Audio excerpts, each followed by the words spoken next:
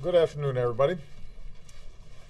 As a candidate for president, I pledge to bring the war in Iraq to a responsible end for the sake of our national security and to strengthen American leadership around the world.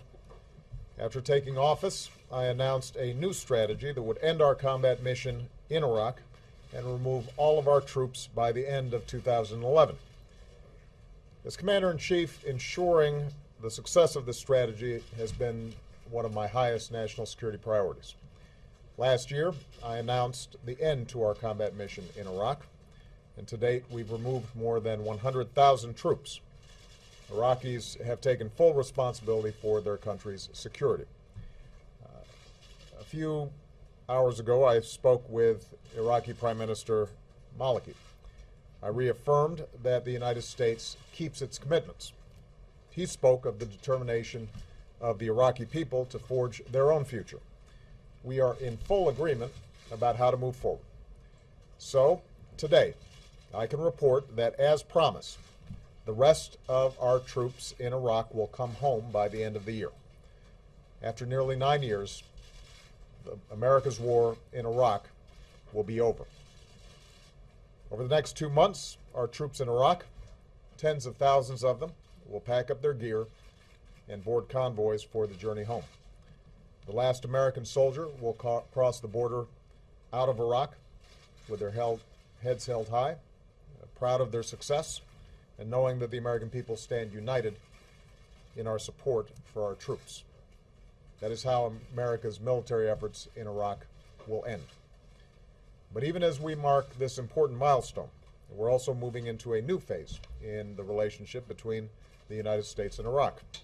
As of January 1st, and in keeping with our strategic framework agreement with Iraq, it will be a normal relationship between sovereign nations, an equal partnership based on mutual interests and mutual respect.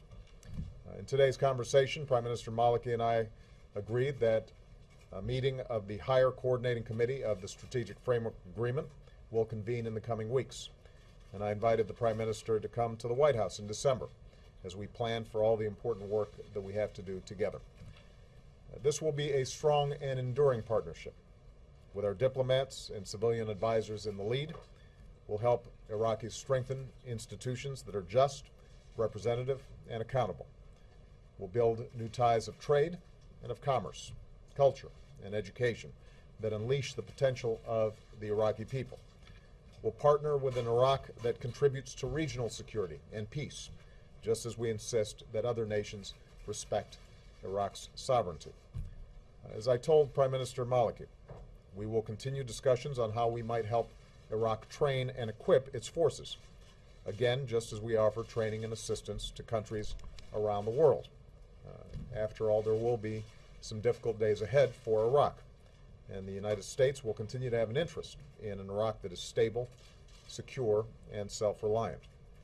Just as Iraqis have persevered through war, I'm confident that they can build a future worthy of their history as a cradle of civilization. Here at home, the coming months will be another season of homecomings. Across America, our servicemen and women will be reunited with their families. Today, I can say that our troops in Iraq will definitely be home for the holidays. This December will be a time to reflect on all that we've been through in this war. I'll join the American people in paying tribute to the more than 1 million Americans who have served in Iraq. We'll honor our many wounded warriors and the nearly 4,500 American patriots and their Iraqi and coalition partners who gave their lives to this effort. And finally, I would note that the end of war in Iraq reflects a larger transition. The tide of war is receding. The drawdown in Iraq allowed us to refocus our fight against al-Qaeda and achieve major victories against its leadership, including Osama bin Laden. Now, even as we remove our last troops from Iraq, we're beginning to bring our troops home from Afghanistan, where we've begun a transition to Afghan security in leadership.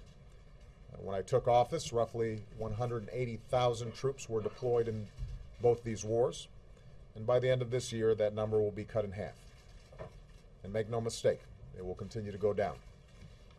Meanwhile, yesterday marked the definitive end of the Gaddafi regime in Libya. And there, too, our military played a critical role in shaping a situation on the ground in which the Libyan people can build their own future. Today, NATO is working to bring this successful mission to a close. So to sum up, the United States is moving forward from a position of strength. The long war in Iraq will come to an end by the end of this year. The transition in Afghanistan is moving forward, and our troops are finally coming home.